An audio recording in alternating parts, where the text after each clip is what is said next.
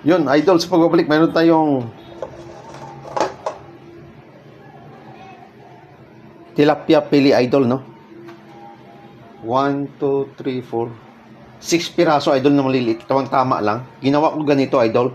Yung normal na timpla, idol, sa tilapia nyo, yun ang gagawin nyo. Pero tilapia pili ang ginamit ko, idol, no? Tapos, tinuhugos na ganito. Ang style ko, idol, ganun. Isang buong tilapia. Ganito kaliliit na tilapia. Binunilis ko, tapos tinimplahan ko, normal na timpla lang, idol. Tapos, ginanon ko lang. Tapos, nisil ng toothpick. Ganyan lang. Ganyan na siya, idol. Tapos, lalagyan natin ng cornstarch na, idol. Naglagay natin ng cornstarch, no? Kailangan ikot mo, idol, lahat sila ng cornstarch kasi ipiprito natin to, no? Cornstarch lang, idol, kasi may gagawin tayo dyan, no? Ikot natin lahat to ng cornstarch.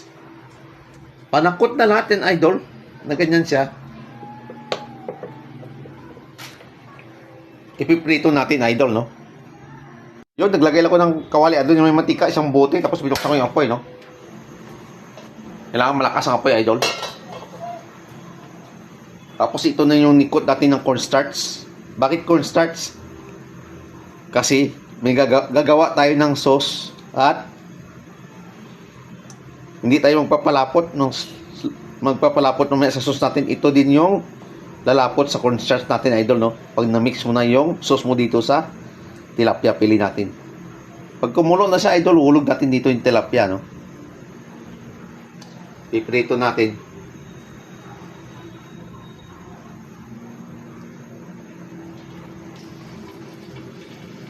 Kailangan malakas ang apoy, idol. Kailangan crispy yung tilapia natin, no?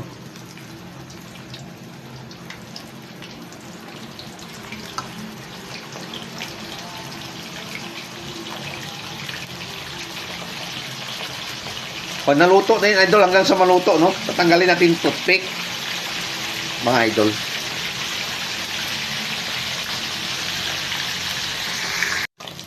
Pag ganyan na siya, idol, ibig sabihin, luto na, puro crispy to, idol, ano? Patayin natin yung apoy at tatanggalin natin, idol, yung isda. Tapos, palamigin at tatanggalin yung stick.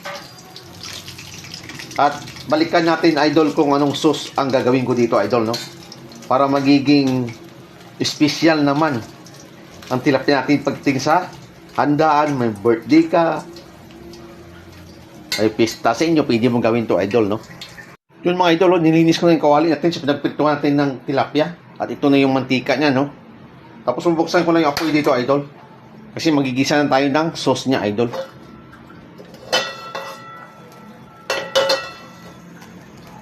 Dito lang tayo kukuha ulit ng mantika, idol, sa pinaglutuan natin ng tilapia, no?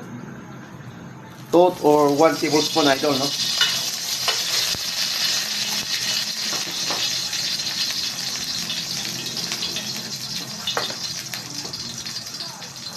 Meron tayong ginger, idol, bawang, sibuyas. Mix ko na lahat, idol. Sakotsa natin, idol, yan hanggang lumabas yung aroma, no?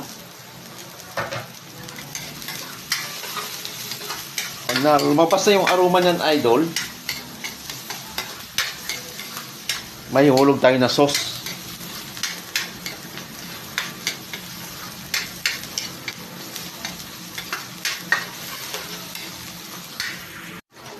Iba-brown na natin, idol, oh, yung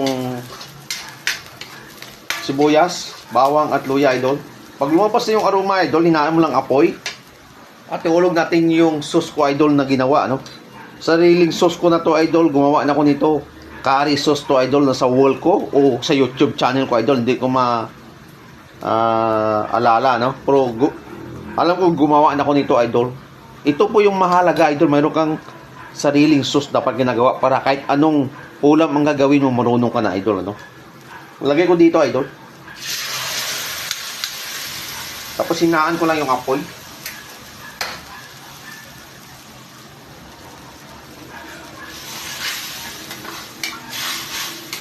Tapos yung ito na tirang, idol, lalagyan lang natin ng gatas, ibap milk. yung curry sauce natin. Para idadagdag natin dito. Kasi yung curry sauce na ginagawa ko, idol, may timpla na yan. Sinishare ko sa inyo, idol, para at least marunong kayo gumawa ng mga sauce, no? Yung ulam, mabilis maluto. Mabilis lang pala tayo makapagluto ko, marunong tayong gumawa ng sauce. Nagawin ko dito, idol, lalagay ko lang dito. Tapos, patayin mo na yung apoy, no? Mix natin dito, idol. Diba ganyan na siya? Malabnaw. Yan po yung hinahanap natin, idol. Kasi pag binuhos natin doon sa sauce natin, sa tilapia, ang sauce natin, lalapot din ang idol dahil cornstarch yung ginamit natin. Tapos asimbol tayo, idol, no? Pinatay ko na yung apoy, idol, no? Ito na siya. Tapos ang gagawin natin, tatanggalin ko to, idol. Ilalapag ko yung isda natin, idol, no? Kasi ceramic naman, di basta-basta masisira yan. Yung tilapia, boneless dito sa gitna. Yung ulo, na dito sa dulo. Dito sa puwitan yung buntot, idol, no? Ang gagawin natin, doon natin didrizzle yun sa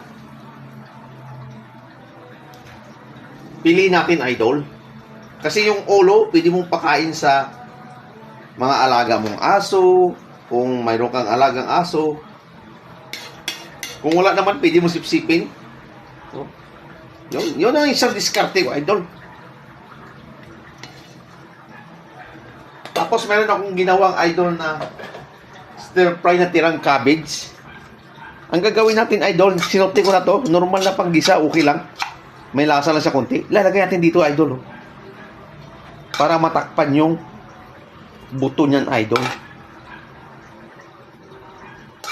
Para buntot ang lumabas doon sa dulo, idol, ng tilapia natin na binoneless.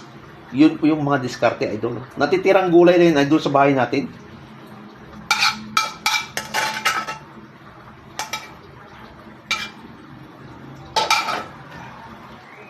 Finished product, idol, no? Diba? Napakaganda. Elegante yung paggagawa natin, no? Kasi marunong nga tayo gumawa ng sauce. Ito na yung finished product natin, idol, na boneless tilapia with curry sauce. Or fried tilapia pili with curry sauce. Hindi ko na tinikman, idol, kasi alam mo na. Note na yung lasa niyan at timplado na yung curry sauce natin. Yun lang mga idol. At bago tayo magtapos, huwag nyo kalimutan mag-subscribe sa YouTube channel ko, TikTok account ko. Yung lahat ng mga sauce ko, idol, kung hindi nyo nakita sa Facebook page ko, na sa YouTube channel ko, idol, no? Ang mahalaga, marunong kang magluto ng, gumawa at magluto ng sauce. Kasi yung mga ulamin natin, baka, baboy, manok man, or sipos, madali lang, idol, pag marunong kang gumawa ng sauce. Facebook page ko, idol, at shoutout muli sa inyo. Huwag nyo kalimutan i-share mga videos ko, idol, like, at comment. Yun lang mga idol. Abangan nyo pa yung mga susunod kong gagawin. Bye-bye mga idol.